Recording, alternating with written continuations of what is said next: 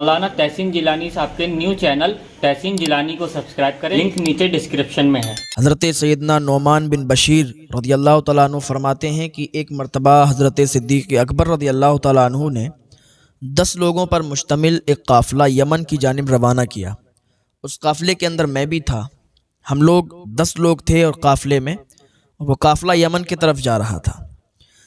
ہم لوگ جا رہے تھے کہ راستے میں ایک جگہ ایسی پڑی، ایک بستی ایسی پڑی کہ اس کو دیکھ کر ہم لوگ حیرت زدہ ہو گئے۔ اس کے اندر ایک محل تھا، سفید محل، اور اتنا عالی شان محل تھا کہ ہم لوگ اس کو جب دیکھنے لگے تو ہماری آنکھیں پھر ادھر سے ہٹی ہی نہیں۔ اتنا عالی شان اور اتنا خوبصورت وہ محل تھا۔ تو ہم لوگوں نے آپس میں مشورہ کیا کیوں نہ ہم اس محل کے اندر داخل ہوں، اس محل کے اندر تھوڑا آرام کر لیں۔ اتنا خوبصورت محل آج تک کبھی دیکھا نہیں نگاہوں نے۔ تو ہم لوگوں نے آپس میں مشورہ کیا اور اس محل کے اندر داخل ہو گئے۔ جیسے ہی محل کے اندر داخل ہوئے، کیا دیکھتے ہیں کہ اس کے اندر ایک کنواں ہے، جو بہت اچھا کنواں ہے اور بہت ہی صاف و شفاف پانی اس کے اندر موجود ہے۔ پھر ایک جگہ پر نگاہ پڑی تو وہاں پر ایک ایسی جگہ تھی کہ وہ چراگاہ تھی۔ وہاں پر بہت ہی عالی شان گھوڑے، اونٹ، بکریاں وہاں پر چر رہے تھے۔ پھر جب وہ لوگ مڑے تو انہوں نے دیکھا کہ جیسے ہی محل کا گیٹ آتا ہے تو محل کے گیٹ کے سامنے کچھ خواتین ہیں، کچھ دوشیزائیں ہیں، اور وہ کافی لڑکیاں ہیں، اور وہ ارد گرد ایک لڑکی کے گھوم رہی ہیں۔ ایک لڑکی جو کہ بہت ہی حسین و جمیل، بہت ہی خوبصورت بیٹھی ہوئی ہے، اور اس کے ارد گرد لڑکیاں گھوم رہی ہیں اور دف بجا رہی ہیں، اور یہ شعر پڑھ رہی تھیں: اے حاسدو، اے حسد کرنے والو، تم شدت غم سے مر جاؤ، ہم تو اسی طرح عیش و عشرت میں زندگی گزاریں گے، اور دف بجا رہی تھیں۔ تو حضرت نعمان بن بشیر فرماتے ہیں کہ ہم لوگوں نے سوچا کہ چلو اس محل کے اندر تھوڑا سا آرام کر لیتے ہیں اور پھر یہاں سے نکل جاتے ہیں۔ تو ہم لوگ اس محل کے اندر داخل ہوئے۔ تو جیسے ہی محل کے اندر داخل ہوئے اور ایک جگہ پر ہم لوگوں نے اپنا پڑاؤ ڈالا، جیسے ہی ہم لوگ بیٹھنے لگے تو خادم آ گئے، سپاہی آ گئے، انہوں نے ہم لوگوں کو اٹھا دیا اور کہا 1 منٹ رک جاؤ۔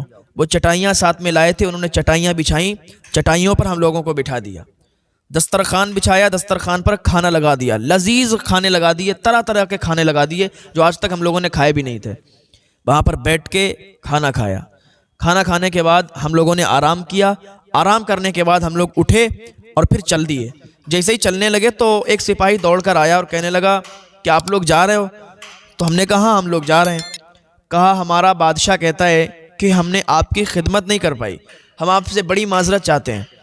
ہم نے جس طریقے سے مہمان نوازی ہوتی ہے اس طریقے سے مہمان نوازی نہیں کر پائی، اس لیے کہ ہمارے یہاں ایک فنکشن ہو رہا ہے، جس فنکشن میں ہم تہہ دل سے لگے ہوئے ہیں، اس میں ہمارا وقت جا رہا ہے، تو ہم اپنے مہمانوں کو دیکھ بھال نہیں کر پا رہے ہیں، تو بڑی معذرت چاہتے ہیں، یہ ہمارا بادشاہ کہتا ہے۔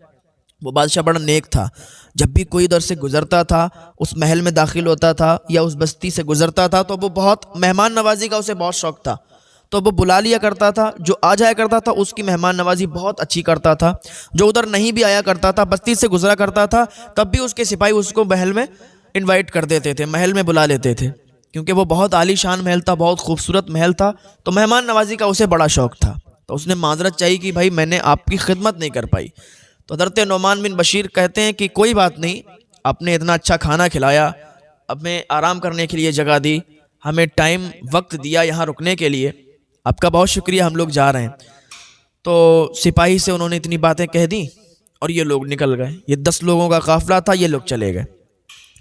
جہاں پر جانا تھا انہیں یمن میں، وہاں پہنچے، اور وہاں سے جب واپس ہوئے تو کیا دیکھتے ہیں کہ پھر اس راستے سے نہیں گزرے، یہ پھر دوسرے راستے سے گزرے، اس راستے سے ان کا گزر نہیں ہوا۔ اب وہ حضرت صدیق اکبر رضی اللہ تعالیٰ عنہ کا دور تھا، خلافت پر حضرت صدیق اکبر رضی اللہ تعالیٰ عنہ بیٹھے تھے، اور جب حضرت امیر معاویہ رضی اللہ تعالیٰ عنہ کی خلافت کا دور آیا تب پھر انہیں یمن جانا پڑا، حضرت نعمان بن بشیر کو۔ تو یہ کہتے ہیں کہ ساتھ میں کچھ لوگ تھے، تو پھر یمن کی طرف ہم لوگ رواں دواں تھے، تو ہم لوگوں نے کیا دیکھا کہ اسی بستی سے ہم لوگ جا رہے تھے۔ تو حضرت نعمان بن بشیر کہتے ہیں ہم نے ان کو بتایا کہ بھائیو ایک ایسی جگہ ہے کہ اتنی خوبصورت ہے کہ اگر ہم وہاں جائیں گے تو ہمارا اتنا دل لگے گا کہ وہاں سے پھر آنے کا دل نہیں کرتا، تو کیوں نہ ہم جا رہے ہیں یمن کو، تو کیوں نہ ہم اس بستی سے گزرتے ہوئے چلے جائیں اور اس محل کو بھی دیکھ لیں۔ اس محل میں جو بادشاہ ہے بہت عزت دار ہے اور مہمانوں کی بڑی عزت کرنا جانتا ہے، مہمانوں کو بہت سمان دیتا ہے، تو کیوں نہ ہم اس میں چلیں۔ تو حضرت نعمان بن بشیر کہتے ہیں ہم نے انہیں بتایا تو وہ لوگ سب راضی ہو گئے کہ اس سے اچھی اور کیا بات ہے۔ جب اس محل کے بارے میں بتایا تو یہ لوگ اور خوش ہو گئے کہ چلو چلتے ہیں۔ اب یہ سب لوگ اس محل کی طرف چلنے لگے۔ حضرت نعمان بن بشیر کہتے ہیں جیسے ہی ہم اس محل کے قریب پہنچے تو پہلے آئے تھے تو بہت خوش ہوئے تھے، وہ محل دیکھ کر بہت زیادہ خوشی ہوئی تھی، لیکن اب جب اس محل کے پاس پہنچے ہیں تو حیران رہ گئے۔ اور ہم ہی حیران نہیں رہے، جتنے قافلے میں لوگ تھے سارے کے سارے حیران کہ تم تو کہتے تھے بہت اچھا بہت عالی شان محل ہے، اور یہاں تو یہ سب کھنڈر پڑا ہوا ہے، یہاں تو اب کچھ بھی نہیں ہے۔ تم تو کہتے تھے بڑا عالی شان اس میں کنواں بنا ہوا ہے، بڑا عالی شان محل ہے، بڑے اچھے باغات ہیں، بڑے اچھے اس میں پھل لگے ہوئے ہیں، اور یہاں تو کچھ بھی نہیں ہے، صرف کھنڈر ہیں، دیواریں ہیں، اور یہ بڑی بڑی گھاس پھوس جھاڑیاں ہیں، اور یہاں تو کوئی انسانوں کا بچہ بھی نہیں موجود ہے۔ حضرت نعمان بن بشیر کہتے ہیں خاموش رہو، مجھے بھی بڑی فکر ہے کہ پہلے تو آئے تھے ہم تو بڑی خوبصورت جگہ تھی، بڑی عالی شان بلڈنگ تھی، بڑا اچھا محل تھا، اس میں باغات تھے، کنواں تھا، حوض تھا، ارے اب تو کچھ بھی نہیں ہے۔ تو اس میں سے ایک انسان نے کہا کہ ایسا کرو اندر جا کے دیکھو کیا معاملہ ہے۔ تو حضرت نعمان بن بشیر نے کہا ایک انسان سے کہ تم اندر جاؤ اور جا کر دیکھو کیا معاملات ہیں اور آ کر ہم لوگوں کو بتاؤ۔ یہ لوگ وہیں پر ٹھہر گئے، وہ انسان دھیرے دھیرے اندر جانے لگا۔ جب اندر گیا تھوڑی دیر کے بعد وہ چیختا چلاتا ہوا واپس آیا۔ حضرت نعمان بن بشیر نے کہا کیا بات ہوئی بھائی، کیسے چیختے چلاتے واپس آئے؟ کہا یار تمہیں معلوم نہیں اندر ایک بوڑھی عورت ہے، اس کے ہاتھ میں ڈنڈا ہے، اور جیسے اس نے مجھے دیکھا کہنے لگی آ جاؤ اندر آ جاؤ، آ جاؤ اندر آ جاؤ، اس طریقے سے کہنے لگی۔ یار ہم تو ڈر گئے اور ہم بھاگ آئے واپس۔ حضرت نعمان بن بشیر کہتے ہیں کوئی بات نہیں، ہم سب لوگ اندر چلتے ہیں۔ حضرت نعمان بن بشیر اندر جانے لگے، اور جتنے قافلے میں لوگ تھے سب اندر جانے لگے۔ دھیرے دھیرے پیکڑیوں پر انہوں نے پیر رکھنا شروع کیا، اور دھیرے دھیرے دھیرے دھیرے وہ اندر داخل ہوئے، محل کے اندر گھس گئے۔ وہ کھنڈر پڑا ہوا تھا، کچھ بھی نہیں تھا اس میں، کوئی خوبصورتی نہیں تھی۔ جو 100-200 سال پرانے محل ہوتے ہیں نا، جیسے ان کی حالت بن جاتی ہے ویسے اس کی حالت بن چکی تھی۔ پورا قافلہ محل کے اندر داخل ہوا، بوڑھی خاتون کے پاس دھیرے دھیرے آرام آرام سے گیا۔ بوڑھی خاتون نے کہا تم لوگ کون ہو، کہاں سے آئے ہو؟ قافلے والوں نے کہا تم کون ہو، تم اس کھنڈر سے محل میں کیوں رہتی ہو، کون ہو تم؟ اس نے کہا تمہیں معلوم نہیں، میں اسی بستی کی رہنے والی ہوں، اور میں اس محل میں جو بادشاہ تھا نا، میں اسی کی بیٹی ہوں۔ بادشاہ بھی ختم ہو گیا، سارے لوگ ختم ہو گئے، میں ہی بچی ہوں، باقی کوئی باقی نہیں رہا۔ حضرت نعمان بن بشیر کہتے ہیں کہ تو پھر تم یہاں کیسے رہتی ہو، تمہیں کھانا کہاں سے آتا ہے، تم پانی کہاں سے پیتی ہو؟ وہ کہتی ہے کہ ایک گھڑا رکھا ہوا ہے، اس میں پانی پتہ نہیں کون لاتا ہے، کیسے بھر جاتا ہے مجھے تو معلوم نہیں ہے، میں وہیں سے پانی پی لیتی ہوں، اور قافلہ ادھر سے جب گزرتا ہے وہ کھانا پھینک کر چلا جاتا ہے، میں کھانا کھا لیتی ہوں۔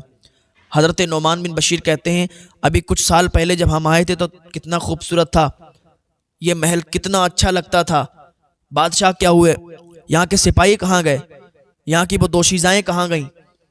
وہ کہتی ہے کہ سب فنا ہو گئے، بادشاہ جب انتقال کر گیا نا تو ہم بھی ٹوٹ گئے، اور اب ہم اس ویرانے میں رہتے ہیں، ہمیں ان لوگوں کی بڑی یاد آتی ہے، وہ سب فنا ہو گئے، اب یہاں کچھ بھی نہیں ہے۔ وہ عورت کہتی ہے میرے والد صاحب جو بادشاہ تھے نا، وہ بہت مہمان نواز تھے، مہمانوں کی بہت عزت کیا کرتے تھے۔ حضرت نعمان بن بشیر کہتے ہیں کہ وہ تو ہمیں معلوم ہے، ہم لوگ آئے تھے تو انہوں نے بہت اچھے سے نوازا تھا، بہت عزت کی تھی۔ حضرت نعمان بن بشیر کہتے ہیں اچھا یہ بتاؤ، جب ہم لوگ آئے تھے تو اندر دوشیزائیں تھیں، اور وہ لڑکیاں دف بجا رہی تھیں، اور بیچ میں ایک بہت ہی حسین و جمیل، بہت ہی خوبصورت لڑکی بیٹھی ہوئی تھی، وہ اشعار پڑھ رہی تھی، وہ سب کہاں گئے؟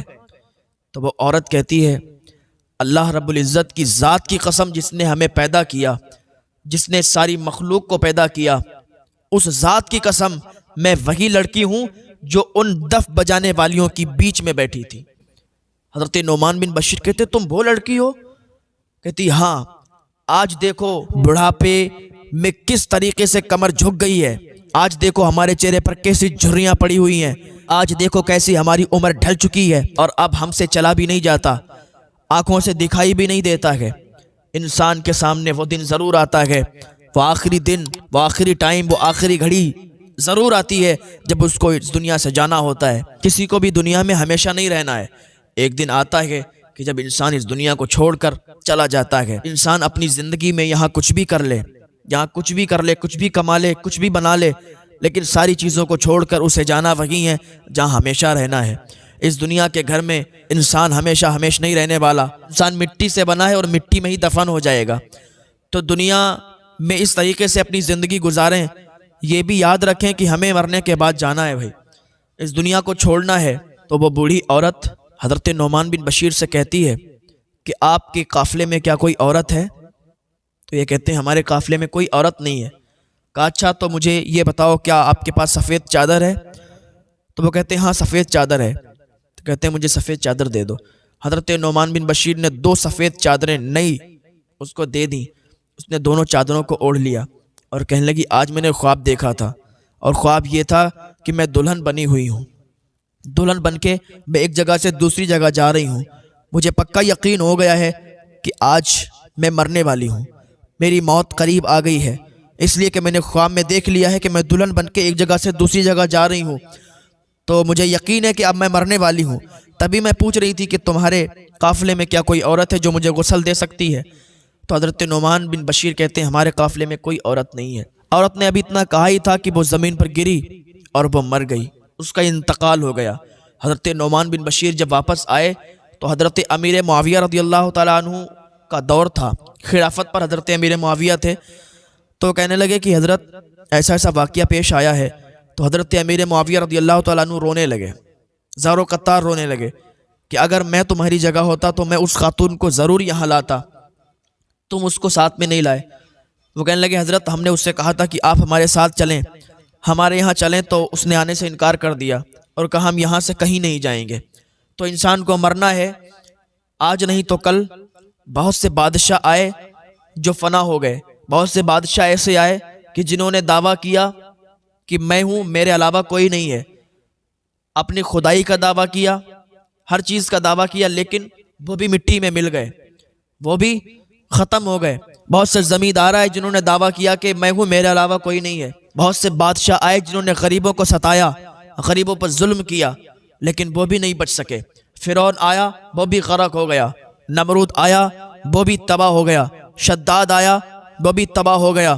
بڑے بڑے بادشاہ، بڑے بڑے حکمران، بڑے بڑے زمیندار، بڑے بڑے مالدار آئے، سب نے دعوے کیے میں یہ ہوں، میں وہ ہوں، لیکن کوئی بھی کامیاب نہیں ہو سکا۔